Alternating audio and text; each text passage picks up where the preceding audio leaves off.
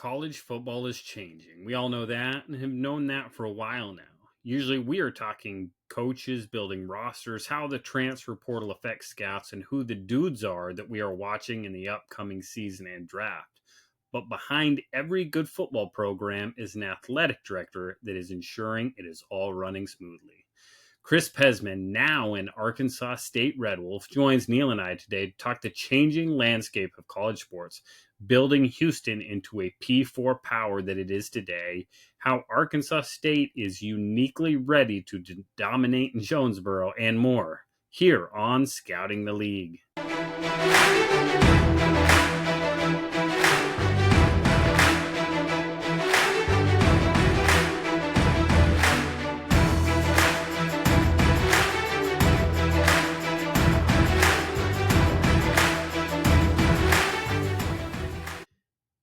Hey everyone, and welcome to Scouting the League. Really excited to get to today's conversation with Chris Pezman, Vice Chancellor for Intercollegiate Athletics at Arkansas State. But first, make sure you have liked, subscribed, and shared this podcast wherever you are listening and watching. And set your alerts to be on next Monday when Scouting the League goes from a once-a-week to daily show as we join Pro Football Insiders. Yes, starting next Monday, you will hear from Neil and I each day with shorter inside episodes on Monday, Tuesday, and Thursday. Still get our long format episodes on Wednesdays, just like today's. And on Friday, get a preview of Neil's Inside the League Friday wrap. We will remain dedicated to all things scouting, agent, personnel, and football like you will not hear anywhere else. For you, nothing changes. You will just get more of the content you want every week. Make sure you head over to X and let Neil and I know how excited you are. Neil is at Inside the League. I am at Right Step ADV. Make sure as well, scouts and aspiring scouts, check out thescoutingcommunity.com, where we are working to make every element of scouting better for those in the profession. Sign up today, whether you are a scout or aspiring scout. That is thescoutingcommunity.com.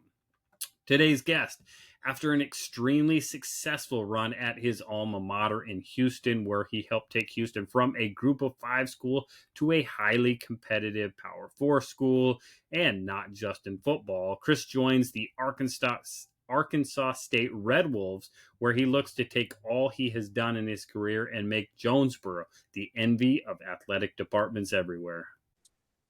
Chris Pezman, I want to welcome you to the Scouting the League podcast. It seems like we were having lunch about 2, maybe 3 weeks ago in Houston, and now you're joining us from Jonesboro, Arkansas, as the brand new athletic director for Arkansas State. Congratulations, first of all. Really happy that you landed this. I know it's exciting to be back in the AD seat after a brief kind of hiatus there. Not a very long one, but a brief hiatus. Before we dig into everything else and all the meaty stuff there's part of college football today, it's kind of a tradition that we ask, how did you get to where you are? What's your origin story, Chris? How did you wind up being an athletic director? Was it something that you ever saw yourself doing? Did you try to go down another path and kind of wound up in this path? Just kind of give us how it all started for you. Yeah, it's interesting, so I grew up in Southern California, went to Laguna Beach High School, not a bastion for college athletics coming out of there unless you're probably a volleyball player or something like that. But this is a name you guys may remember, but I played, Pop Warner football out there, which actually was kind of a commitment because we had to go from being on the coast to inland to Mission Viejo or something like that, which was, felt like an hour to get there each way. And it was fun because like when I was playing Pop Warner football, you guys remember Todd Marinovich? Oh, yeah. Yeah. So he was my quarterback for 1 year. And so, yeah, it was, and the stories were pretty interesting. So that kind of got me going and really loving football and being around it. But, playing, with guys that ended up having a lot of success later in life, athletically. But moved from Southern California, and the part of the story I meant to mention, I apologize, was I had a high school coach out there. Guy played for the Steelers by the name of Cedric Hardiman, who played at North Texas back in the day. He was part of the Steel Curtain. And he looked at me one day and said, boy, if you want to play football, you got to get to Texas. And so my parents got divorced, and my mom was from Houston, so she came back home to Houston, and I came with her. That was my sophomore year in high school, and ended up going to Stratford High School over on the west side of Houston, which was a great time to show up because another high school had just shut down, Westchester, and so I was one of a lot of new kids coming in, and from the time it's interesting from the time I got to Houston, I don't think I lost, but one game in high school, which was kind of fun. We, sophomore, junior, senior year, we were pretty good. Our class was, and we made it all the way to the state championship. Lost to Plano. This is 1987, 10 years after Craig James had won the national or the state championship with Stratford, beating Plano. And we, so it didn't work out our way, but it got me really going because football for me was something that was just a passion and really enjoyed it. There's nothing like being in the huddle or the locker room, and it's just one of those sacred places. And so I knew I wanted to be around sports. Ended up walking on at the University of Houston. That was when David Klinger was there, Andre Ware, Run and Shoot, John Jenkins, Jack Party. I mean, we were having a blast. And what nobody realizes is we were a top 10 defense in the country. We were unbelievable. We had Lamar Lathan, Glenn Montgomery. I mean, you go through the list of dudes that came through there. And so it really got me going on, this was something I really, really loved was playing. But I also knew I wanted to be around it later in life. And so after I finished playing, I became a graduate assistant coach for Kim Helton, and Clay and Tyson Helton were quarterbacks. And so it was something that just felt natural for me to be around against sports. And one thing led to another, and I kind of figured out maybe my future wasn't in coaching, but I knew athletic administration was a chance. And I was very fortunate. There's a gentleman by the name of Bill Carr, who was our athletic director at the time, and Bill McGillis was our senior associate deputy AD, brought me in and said, "Hey, look, you're going to be you're going to sit outside our office and you're going to be, our admin." And really what I was a glorified intern, but it was an incredible opportunity for me because at a very young age, I was sitting outside the AD's office when the Southwest Conference broke up.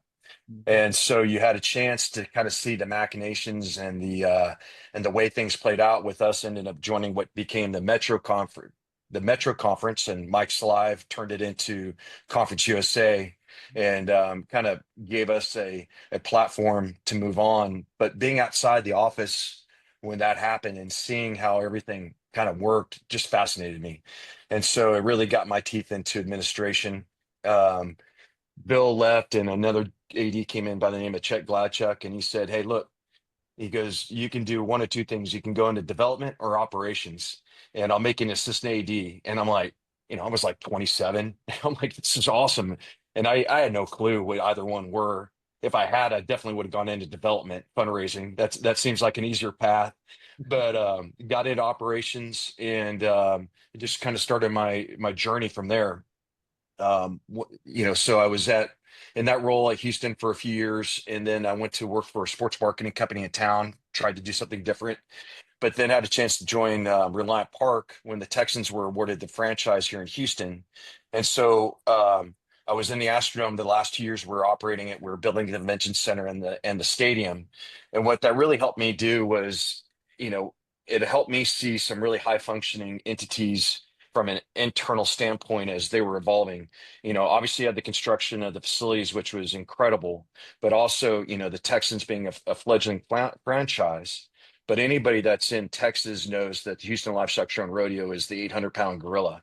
And so being out at that property, being around that entity and understanding the impact they have on the community just even more solidified my desire to get back into administration at the collegiate level, because you can see what the rodeo does with their volunteers, and they've got, 25 or 30,000 volunteers, which in a lot of ways correlates to what donors are on a campus, and how those two entities you could mirror what one needed to be versus the other. And the rodeo is, the standard for, nonprofits with, 30,000 volunteers, the money they raise and the way they interact with the community and the way they bind themselves to the community by just investing in it.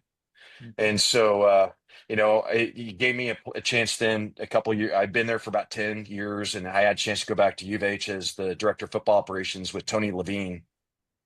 And that was a great time to be there because, we were changing. Kevin Sumlin had just been there with Case Keenum and just lit that place up. And so Tony had done an incredible job recruiting and, building the base of the franchise up, or the program with talent. And during that process, I had a chance to go to Berkeley and take a senior associate for facilities and operations. They had just finished a massive renovation of their stadium.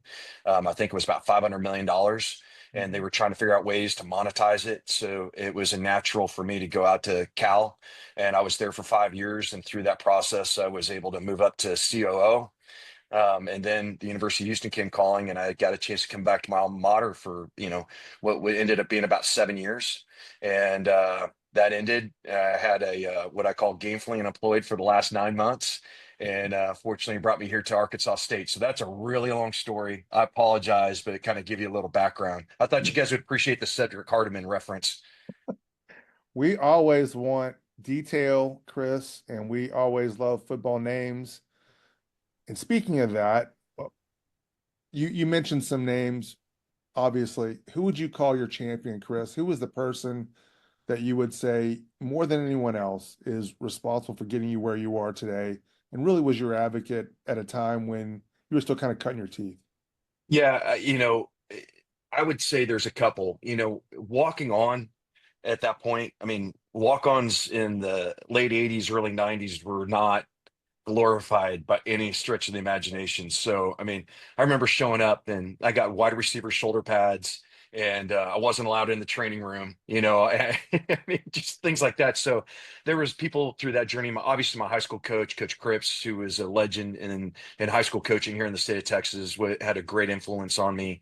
A lot of people in high school, and then going into college, it was certainly Tommy Kaiser, our special teams coach, gave me a chance.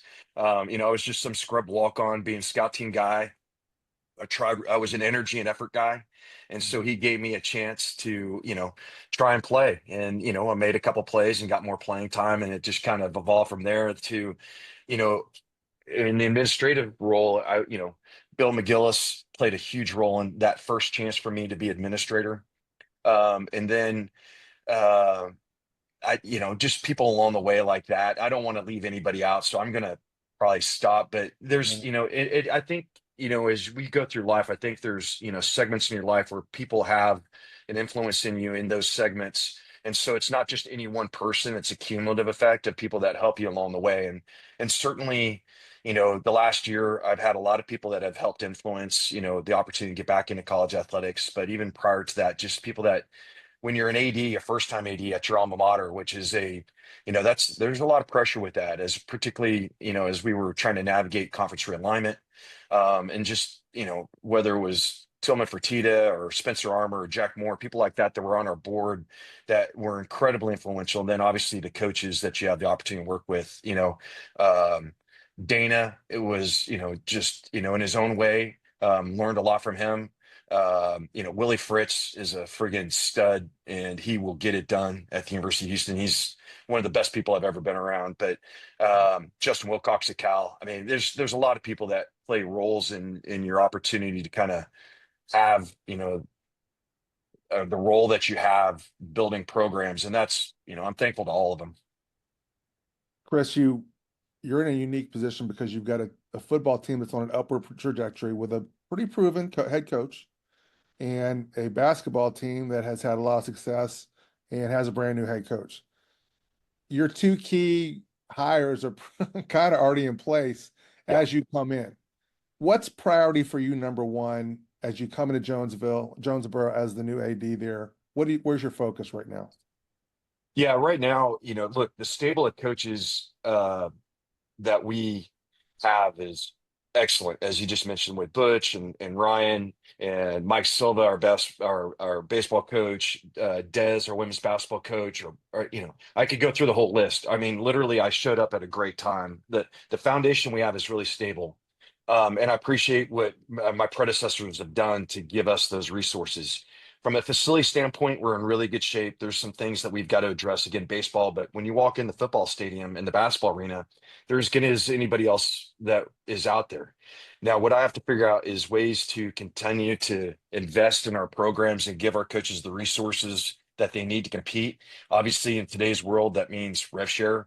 How do we find money to pay our kids and retain our kids? And part of what I'm sure we'll talk about is the retention aspect and what rev share allows. And the product of that is also, you look at sports like basketball or baseball where guys would leave early to go to the pros because they needed to make money. Now you have an opportunity to retain those guys.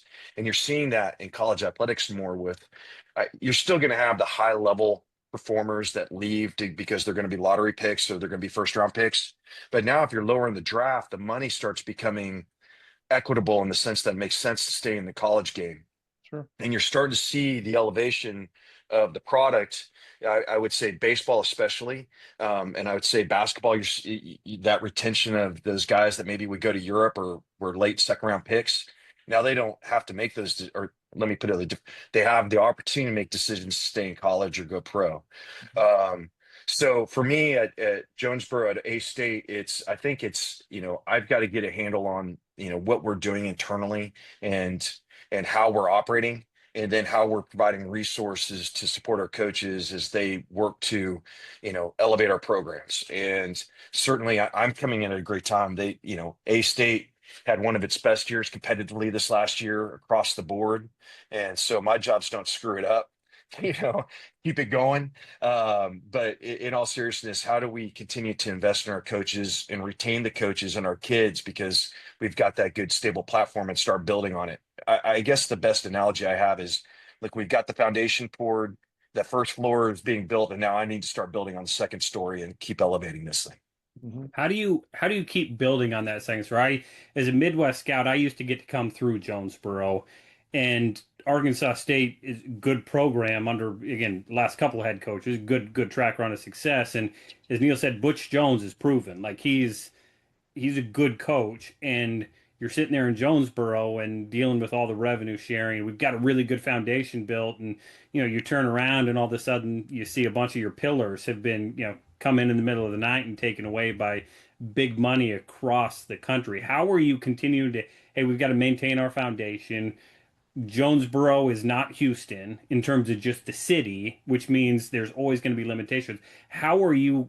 Hey, we are going to attack this. We're going to develop. We're going to have the right piece in place. We're going to be creative in this way. What's the thinking behind some of that? Yeah, I would actually tell you in a lot of ways, being Jonesboro's an advantage, particularly in Houston. Look, you're dealing in a massive market, obviously, with all the pro franchises here, and then you've got other institutions that are right up the road, and so you're always kind of fighting for that space in the market to be able to be seen and to get those resources. Now in Jonesboro, it's 90,000 people in the proper area. I think it's 150 in the DMA. We can own Jonesboro, and that's where we have to be very intentional with the stories we're telling and communicating with our people in the community is, look, you can have a very significant impact in a lot of ways. And it's the visibility of the program and the visibility of the kids, but how do we become your team in your city? And I think that pathway for us is a lot easier in Jonesboro because we're just, we're not fighting those other, massive entities that suck up all the attention. And so for us, it's how do we communicate with the community and how do we become your team and make sure that you're showing up on a Thursday or Saturday, whether it's baseball or basketball on a weekday and a football game on a Saturday, where we are the thing that you're choosing to do. Now we're in a very competitive state with, Arkansas being in the state and the SEC and the profile that has. But, in our own way, we can carve out our own niche and be very powerful. It's interesting, in Houston, we had one radio station as part of our broadcast network. But that one radio station got 4 or 5 million people, right? Jonesboro at Arkansas State, we have a state network of 22 radio stations. And so, when I got the job and I heard that, it was like, it was impressive. And so those are the things that we can build on. And there's a penetration rate that we have at A State that gives me a lot of excitement and a lot of hope for the future because when you drive around town, I saw more A-State license plates and stuff on buildings than I saw, honestly, in its own way in Houston. And I'm not, I'm a Houston grad. I'm very proud of it.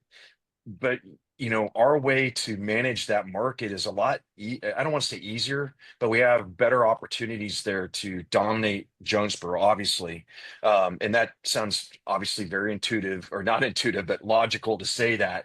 And how do we create a product and a connection that allows and wants people to show up for, you know, every event? And it's interesting, just coming off the College World Series and the role that baseball plays. And it's more, to me, baseball is really community centric.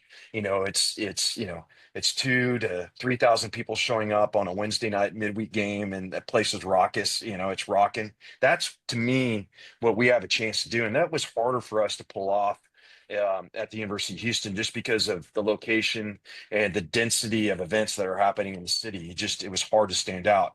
We won't have that problem in Jonesboro, and the product that we're going to deliver at A-State. Chris, you're coming from a P4 school where I know development is an important part of your job. You're coming to a G5 school. I'm sure it's still a big part of your job.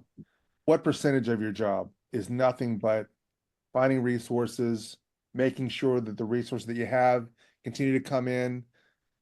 I think that's kind of the hidden story right now of college football right now, because it's such a big part of everything you do, not just maintaining your client, your player roster, but maintaining your coach and all those kind of things, as well as the facilities that you've already mentioned.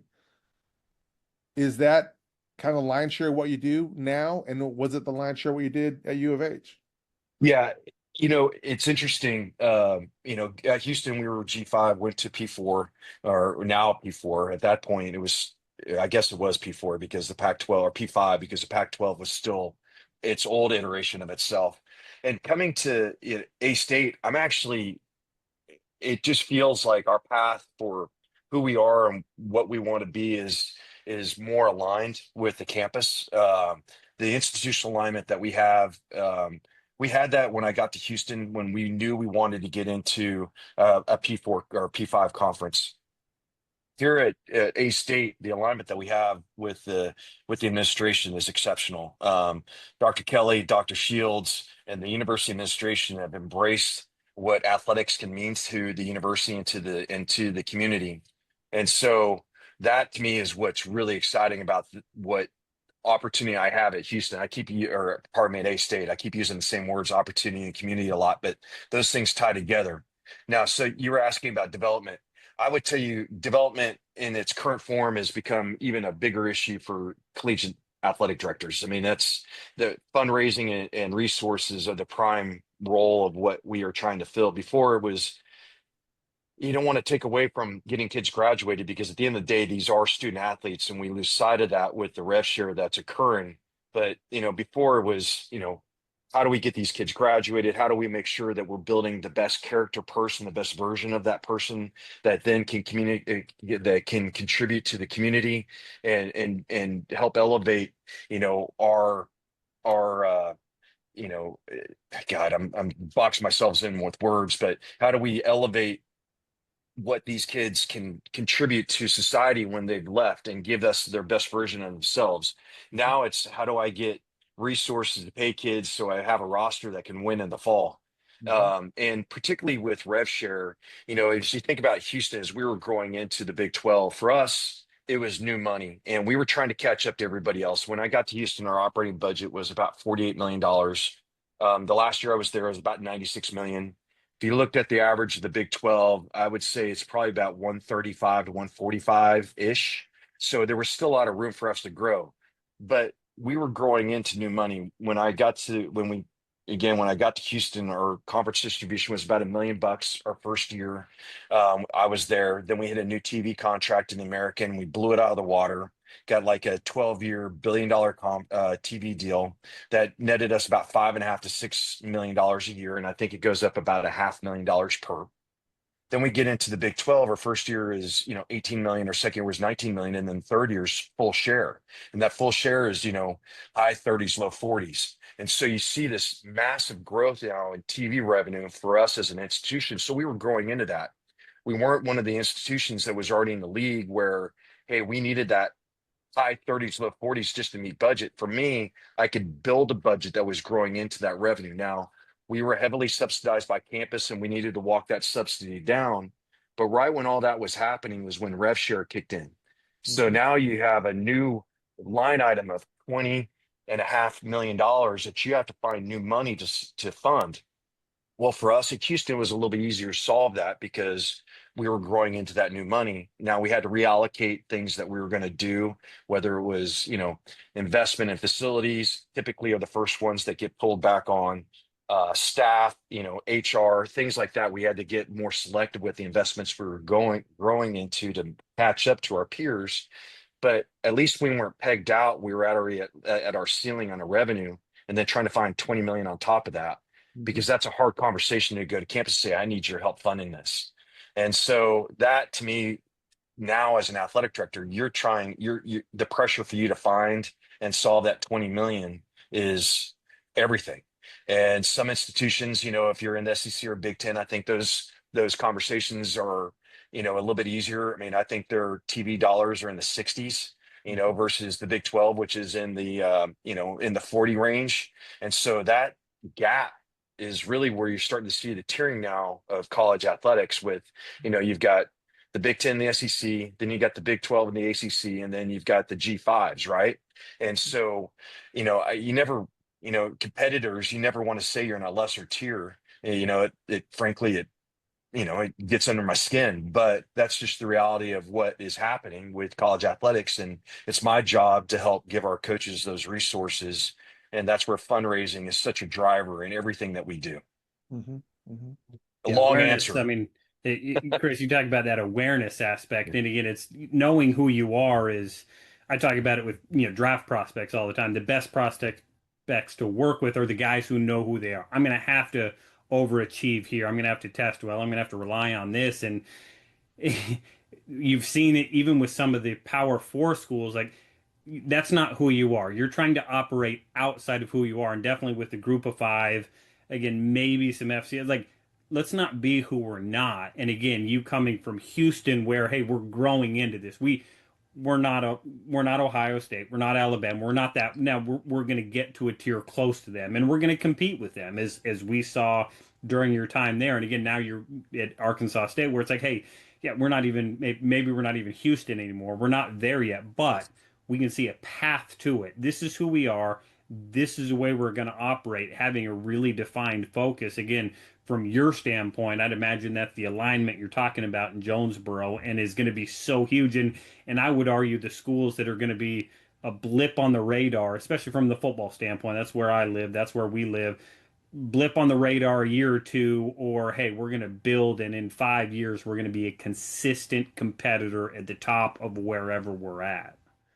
Yeah, exactly. So how do we do that in a way that, look, you can always have, a flyer where you just get hot, right? At the end of the year, whether it's basketball and a team just finds the right chemistry at the end of the year, but those one hit wonders, it's the sustainability that goes behind it. And that's where, my time working with Coach Sampson and just watching what was important to him as he built a program. And there's so much that goes into it that people don't even realize. Like, when I first got to Houston, we were chartering like 2 flights a year. And now they charter everything because that's just what you have to do to compete at the highest level. And it's assistant salaries, it's support staff, it's all the things, it's nutrition, it's all those things that you have to invest in to give yourself a chance to sustain that competitive edge and that excellence. But it's interesting because, like this last weekend was the College World Series, and you got LSU, SEC with every resource in the world going against Coastal Carolina. And yeah, it didn't go Coastal's way, but they won the World Series, 9 years ago? That's twice they've been in the championship series from coming from Coastal. So there's paths to do it. I think it's going to be interesting, particularly with the rev share sports with football and basketball. How often do you see those outliers that have high level success? And is it a one off, or is it a sustained kind of deal? I think, in the Olympic sports, I think schools or institutions can choose to be good in a certain sport. I think the holistic success is going to be more difficult for the smaller programs. like Texas is going to win, or Stanford always wins the Learfield Cup, which is the competitive success for the entire department, or UCLA, those broad-based programs that have 30 sports. At A-State we've got 17. That's going to be harder for us to be higher up in the Learfield because we just don't score in those extra 13 sports. But we've got paths to be really successful. I mean, Des with our women's basketball program, they've been in the tournament the last 2 years, and that's hard to do. And when you talk to her, you can see the energy and you can see the commitment that she has to sustain success. So it's my job to come in and help her and give her those tools to help keep the point guard so they don't go somewhere else the next year, or to make sure that we're finding ways to have nutrition so that way when you make tournament runs or late season runs, your body's not breaking down. All those things go into sustained success, and that's where probably the common fan that's less in it day to day doesn't know or understand those things. And it goes into the training room, as you guys know. It goes into the strength room, the equipment room. All those guys, those entities are the ones that are around the kids the most. It's funny, I was talking to our baseball coach last night, and Butch actually, and they were talking about how they have their Monday meetings and they get everybody in the room and they have these holistic updates on each player, and it's each unit that's talking about him. Because you guys know as well as I do, the equipment manager and the trainer and the strength coach, they're around those kids all day. And so they hear what's going on. They know what kids are struggling with or are challenged with. And so it's helpful to get their input. But if you don't have the right people giving you that feedback, then it's harder to sustain those kids' growth and then sustain success. So it's important that we invest in all those areas. Chris, the headline, of course, for the last year really has been 20.5 million in revenue share. And it's just kind of thrown around like it's accepted, like that's something that's going to be really easy. Let's have some real talk here. You've seen every end of college football. What percentage of P4 schools are going to be able to come up with that number on a year-to-year basis? And what percentage of G5 schools are any of them going to be able to do that? I mean, what's your take? What's your guess on it? Because it's a lot harder than 24.5 million is a lot more money than I think a lot of people, they kind of take it for granted that every school's got that laying around, Yeah. So I think everybody in the P4 is basically committed to it. You have to. Otherwise you shouldn't really be in the P4, just being honest. If you can't fund that, you're going to have a hard time competing. Now, the sustainability of funding it, that's the question, right? And that's what you're asking. And I think that's going to be at the P4 level. I think it's solvable. When you look at an athletic department expense, let's say it's 150 million bucks, and you look at some institutions, their operating budgets for systems are $2 billion a year. So you look at that as a percentage of new money that you have to find, 20 million bucks. When you apply it to the overall understanding of the economic system, the university, you should be able to kind of figure that out. Because at the end of the day, athletics is a marketing advertising entity that helps bind alumni back to the institution. Sure. So that way when you leave, it gives you a reason to come back and invest. The young people, you want to buy a ticket, then become season ticket holders, then become donors, and then become big donors. That's kind of the path. So I think the G4 or the G5 is really where it gets interesting, because you still have those tiers and you still have schools that are trying to figure out ways to get into the P4. So you almost have to fund it and act as if you're a P4 before you become one. And that was, kind of what we were trying to do at Houston, was fake it till you make it, right?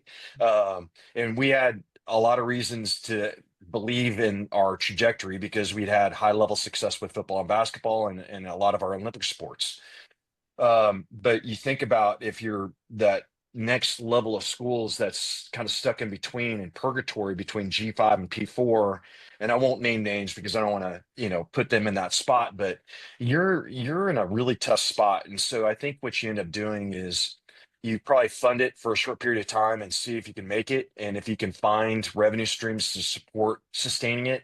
But I just don't know how it's, in year 5 through 7, how that materializes, because you're talking now, I mean, you look up in 10 years, that's $200 million plus of new money that you've had to find. And where the hell does it come from? That to me is where I think reasonableness and reality have to kick in, of knowing who you are and understanding that. And that's one thing I really appreciate about our leadership at A-State with Dr. Kelly and Dr. Shields, is they understand, like, hey, we're not Arkansas. We don't need to be Arkansas, but in our own way, we can have a really positive impact and be successful at a high level, and have a way for our community to bind themselves again to the school and to our kids, to sustain year in, year out success. And you don't have to be at the $20 million level. It's something, obviously less than that. But my job is to figure out ways to continue to grow that, so it gives us options down the road. And what I mean by that is, successful football, basketball seasons in all our, in all our Olympic sports as well. So that way you pop up in a few years and you say, okay, here's where we are, and what's that next step we want to take. And for us, I really like where we are. And I don't mean that I mean that in a really positive way. We're in a very healthy position, and that's what gets me excited about the future at Arkansas State. Mm-hmm. Mm-hmm. Okay. Now, we went through an arms race, I call it, in the 90s and 2000s with facilities. Everyone had to have the $1 million weight room, obviously the deluxe stadium with all the boxes and what have you. But now a lot of that money is going to be pulled away and put into salaries. I mean, let's call it what it is for players.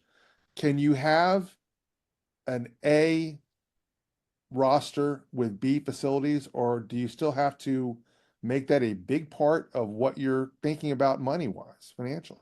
Yeah, look, I think that's the question that everybody's having right now. If you don't have the facilities, where do you invest? And I think most people are choosing to invest in the roster. But reality is that in 3 to 5 years, the facilities are going to be just as important. So you got to figure out a way to kind of do both. Now, at Houston, before I left, we started working on a $150 million end zone complex that is the football facility. And now it's interesting, when we made investments in facilities, we absolutely saw return on that investment in near term. You think about the stadium TDCU getting built on campus. That was when I was there as the ops guy for Tony, and I left, and then it opened. But 2 years later, they're in the Peach Bowl, right? Mm-hmm. You look at basketball, they build their basketball training facility, and it opens, and a year later we make our first tournament run in 30 years. The arena opens and we start making deep runs into the postseason, and now Final Fours are happening. And so, there's a blend between roster management and roster salary cap and the facilities that's absolutely necessary. And particularly in your revenue sports, where you are, I mean, look, despite the revenue challenges, universities are still investing in a very heavy way in facilities. Penn State's getting ready to do a massive stadium project. I think Nebraska is getting ready to do the same thing. And really what that comes back to is, as you look at your facilities, obviously you've got your revenue generating facilities with your arenas and your stadiums, but the operations centers are really what we start talking about as the training facilities. You're going to still continue to absolutely invest in your revenue producing. Anything that has a revenue producing component to it, you're going to find ways to say yes to it. So for us, with the operations facility, we added suites and a party deck and a club space, and that helped us get to a number where we needed to raise about $90 million of that privately, and then the balance of that we could bond off of. Mm-hmm. But we wanted to do that because in Houston, we need as much premium space as we can. When I say premium space, it's air conditioned space, because of everybody we're competing against in this market. We're, NFL stadiums, MLB, they've got those amenities. So we have to be able to provide those to be able to carve out our own niche in the market. And so for us, we were adding suites in those club spaces. All that stuff sold out almost immediately. And so that's where that need still exists. But how do you invest in the ones that don't generate direct revenue? And for us, that was the ops center. But if we hadn't done that, then what caliber recruits are you going to be able to get and retain? And then that starts affecting your product on the field, which also costs you money, right? And so that's where you kind of have to find this blend. of it. And I think you're going to see people maybe taking a pause on facilities, but the reinvestment will start once the shock to the system of having to find the salary cap number, the rev gen number, kind of stabilizes. You'll start seeing that reinvestment in facilities in near term. Mhm. Yeah. When you talk about facilities, if you haven't been to the Arkansas State football stadium, intimate, unique. It's a fun one. It's one again, kind of. So I was sitting here and you're talking, kind of racking my brain, trying to think of stadiums I'd compare it to. And I'm not sure if I could come up with one because it is kind of really tucked in there. It's really kind of a unique one in the way it is set up there. Again, for Jonesboro, it's outstanding. It is a home field advantage, really cool spot. If you are wanting to get to, again, one of those unique stadiums, again, you can hit your Thursday, Friday Arkansas State game and get on down the road. But really cool stadium and unique in terms of what you to do there in Jonesboro.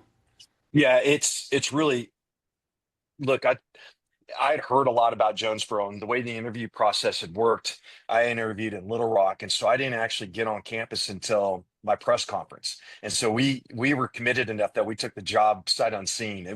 We were that excited about coming to A-State.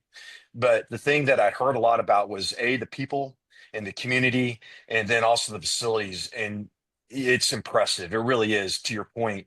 The way they invested in the facilities, particularly with the stadium. When you walk in it, you see, the premium tower and the club seats and the suites, but then you see the end zone facility and the way they created two bars at the end with the stand-up opportunity, and all those people get to come down on the field, and it's very thoughtful the way they designed it. There's these railings in the home team tunnel, so if you're in the end zone, you get to come down on the field, clear the fans out, the team out onto the field, and go back up to your seats where you've got the bar opportunities. Is really thoughtful, and those are the things from a revenue generation standpoint that as athletic directors get you really excited that you're like, okay, I can work with that.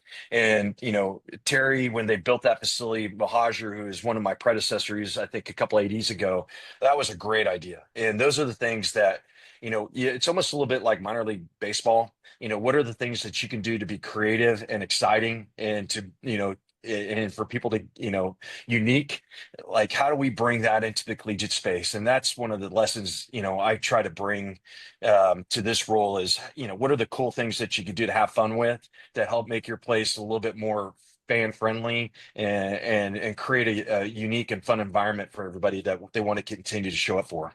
Yeah. Mhm. Yeah, certainly. So you use the word thoughtful. Again, really smart strategic planning, thinking about the big picture, thinking about all those things. Let's flip it to the other side, the unthoughtful, and we'll bring in the NCAA because again, where's it going to go? I mean, we've seen what the SEC's announcement, we've seen what again, basically we're going to start ignoring it. We're going to move away from it. That's been if you want to call it the rumor, the feeling, all the signs point to, hey, the NCAA, at least for football, maybe basketball, and they're like, it's just not feasible, not sustainable. Where do you view the future of the NCAA when you talk Power Four, Group of Five football, and the kind of the oversight and where it's all going? Yeah, the NCAA question is interesting because I go back to the pandemic when we were all you had this nationally, by state and by region, you had completely different attitudes about the way we were going to try and move forward. And we didn't have anybody that was a unifying voice at that point to say, okay, how do we solve this? How do we keep our enterprise afloat?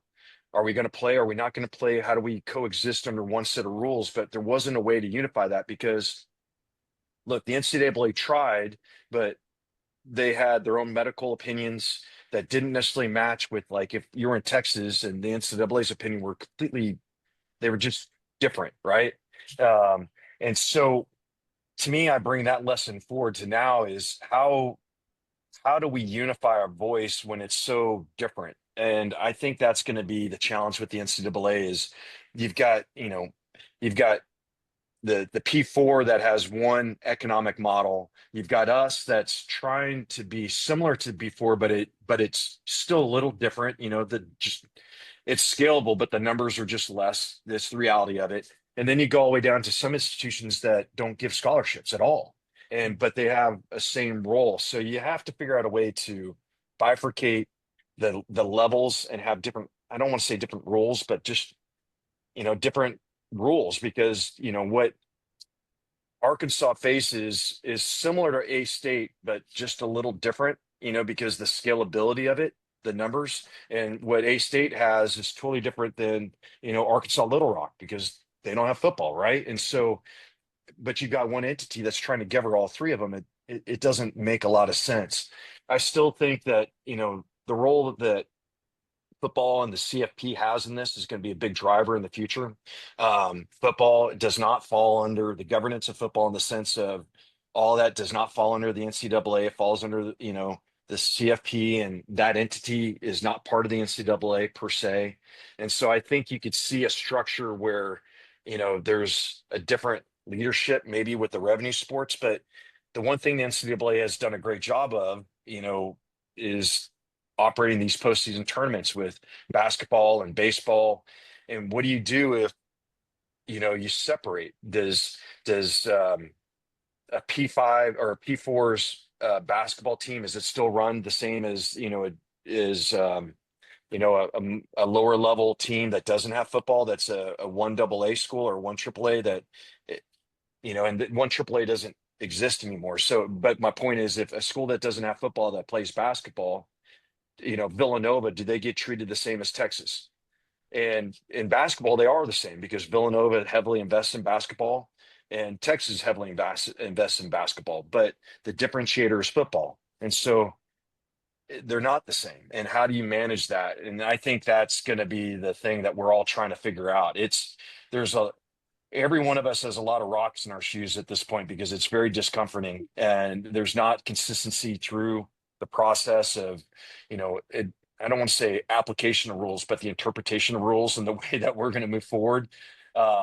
Some people are pretty brazen about, forget it, we're going to do what we need to do, and we'll see you later, and sue us or try and enforce rules against us. And that's where the NCAA has been tough, is the enforcement of the rules, because every time they try and enforce something, somebody sues and they lose, and then it just opens up a whole nother category. I mean, a year ago, JC years counted, and now they don't for players. And so they could go play JC, and then their clock starts all over again.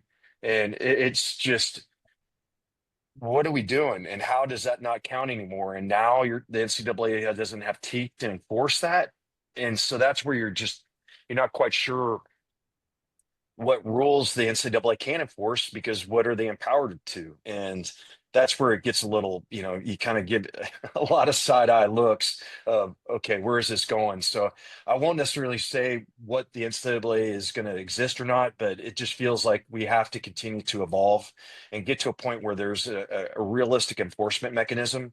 And look, I know they're trying to do with NIL Go and with, submitting these contracts and trying to making sure that the cap doesn't get circumvented. But there's already a lot of institutions are figuring out ways to work around, the rev share cap, because NIL does not count against the cap, right? And so, how does that work? And who determines what market share is for somebody's visibility in the public? It's a very subjective number, right? Good And luck. that to me is it's just, it's not realistic, because look, the numbers these kids were getting were so inflated over what pro athletes get for the same marketing opportunities. It wasn't real. And to me, that's where this thing just started eroding really fast. And so now you're at a point where that's been going on for a couple of years now, and you're just going to change. And to think that we're not going to get sued and that we're going to win when we haven't won anything, you're kind of like, yeah, let's just keep going and we'll figure it out as we go along. Revenue share is starting to feel like Plan B free agency to me. That's Exactly. middle step before it all kind of opened up in the NFL. We Well, really appreciate your time. yeah, let me just, I'll probably get in trouble for saying this, but that's the hard part with the House settlement, is it's a 10-year term, right? All we're doing is kicking the can. We haven't solved and created a sustainable system yet. And so I think that's, to answer your question, is we bought ourselves some time. Now we have to be leaders, and we have to push ourselves and pull ourselves through this process to get to a sustainable model that comes out of this. And we got a little bit of time to get there, but if we don't take advantage of it, we're going to be looking up and dealing with, I think, a a much more significant outcome at the end of this. People are having to make much, much more difficult decisions on if they're going to sustain their athletic programs or not. We've got to get to a point where this is a very sustainable model, and we're not there yet. Yeah, and that's the hardest part within all of this is what football and basketball as revenue producing sports means for all the other sports. And that's one of the hardest pills to swallow. As a big wrestling fan, it means wrestling programs, which are already, kind of going by the wayside to begin with. Again, that just means more of them are going to go defunct. And, some of these tennis programs and swimming and all these other sports that have traditionally relied on these big producers, that is the hard part. That again, as football fans, yeah, you probably ultimately swallow it, but again, then your kid comes up and wants to go do something, or there's some of that other stuff that you really miss that piece of the college experience. The college, again, the stuff that makes college sport unique. So Yep. again, all of that is the other side of the coin that doesn't get talked about and is leaves a bad taste in your mouth, and knowing what that outcome ultimately is going to be. You're exactly right. And that's the programs that are getting lost along the way, that are getting cut. It's look, I've walked on. And when the rules first came out, it was the salary cap, or not the salary cap, but the roster limits. At first they were telling us like walk-ons are gone. And in a lot of ways, walk-ons are gone. You have to pull it out of your roster cap if you want to have a walk-on. And so Chris Pezman doesn't exist in today's world. I can't say I want to go play you know, at Texas or Houston or somewhere in the state of Texas because it was in the Southwest Conference and give myself a chance. And I want to bet on myself. And that's a harder path now because there's so few of those opportunities. And that's where that's to me, I don't want to lose that aspect of college athletics, the collegial aspect, but it's going by the wayside, and we have to figure out a way to still keep that, the cottage feel, the quaintness of it, the things that make college athletics special, the stories, the relationships, the kids that kind of come out of nowhere that end up being just people that everybody roots for, Rudy Rudiker, right? And no, the movie, that guy doesn't exist in today's world. And I know that's a bygone era, but that to me was that's what this is supposed to be about, is giving a pathway of opportunity. And we've kind of limited that a lot. And so we have to figure out a way to resuscitate it and bring it back somehow, some way. Chris, you've been really charitable with your time, and we appreciate it. Before we go, just one last question. You alluded to the fact that when you were at U of H, you had the Texans and the Rockets and so many competitive interests that are competing for your entertainment dollar in Houston. You don't have that in Jonesboro, but what you do have in Arkansas is the Razorbacks, who probably suck most of the. I mean, my parents are both from Arkansas, dyed in the wool. We've got a hog hat, one of those plastic hog hats in our house. That's a lot to work against. You're talking about the SEC versus the Sun Belt, all those kind of things. Which one's the favorable situation? What you had in Houston or what you have in Jonesboro now? They're just different. Just we were, they're just different situations, being a big market with an emerging school. And we were growing at the University of Houston across the spectrum, from enrollment to investment in academic endeavors, research, the med school, getting access to puff money in the state of Texas for us growing into the Big 12. But, what's exciting for me coming to A-State and Jonesboro is you drive around Jonesboro, you see A-State stuff everywhere. When I was in Houston, that wasn't the case. I mean, you'd see it and you get really excited. It was fun. My wife and I were house hunting in Jonesboro last week. I'm actually back in Houston right now. I'm here till the beginning of July, trying to get our house packed up and ready to move. But I think the ability to dominate that market is such a huge advantage, and that to me is what gives us a chance. Because look, you're dealing with a 35, 40,000 seat stadium for football. You're dealing with an 8,000 seat arena. You're dealing with a baseball stadium that needs to be expanded. And we can, the A-State led the Sun Belt in attendance last year in basketball, baseball, women's basketball, and a lot of sports. Like that to me is where we can really have a lot of fun with this because we can captivate that market. And that to me is what I think the big difference between the two opportunities are. They're just different. But in Jonesboro, we can be it in Northeast Arkansas. And I interviewed on a Wednesday. I stayed in town. We went house hunting on a Thursday. This was 2 weeks ago, and then I drove down to Hot Springs on Friday for a board meeting. Mm-hmm. It was really a cool drive, but while you're driving through town, it's down there, it's a 3 hour drive. I see A-State stuff everywhere versus, being in Texas, you didn't see a lot of Houston stuff everywhere. And so that to me is going to be the biggest difference is our ability to be visible in the state, even though you've got I don't want to say a dominant program, but a very visible program with Arkansas. But in our own way, we can be very, very visible in the state of Arkansas and be very, provide a program that the state's happy and very proud to support. Mm-hmm. Chris, thanks again. This has been an awesome almost hour, I think. Before, I'm sure there'll be some people have some questions or at least some responses. If you're crazy enough to be on social media, what platforms are you part of? Where can people find you? Yeah, so right now it's predominantly X. I'm a 55-year-old dude that hasn't embraced social media as much as I probably should have, but I'll be active on X. I've been a little dormant over the last year, just kind of laying low, checking it all out. But once I get going at Arkansas State on the 1st of July, you'll see a lot more content coming from me. And so it's C Pezman on Twitter or X, and you'll see something similar coming on an Insta here in the next couple weeks. Okay, excellent. Well, I think you described yourself as an energy and attitude guy when you're playing.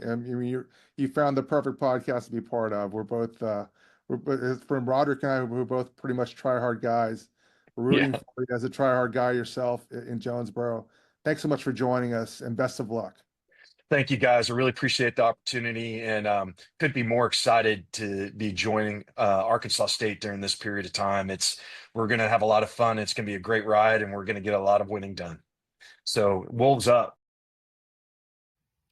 Agents, before we go, make sure you go check out Agent Live 360. It is at agentlive360.com for everything you need for your agency, from players to coaches, managing profiles, tracking invoices, sending invoices, getting paid, keeping up on every element of your entire agency. Notification emails, file folder storage, ROI, transactions, invoices, calendar, contracts, teams, reps, everything all in one spot for you. That is Agent Live 360. Hop on, request a demo. Yours truly will hop on, walk you through it. I can promise you we will talk some football as well.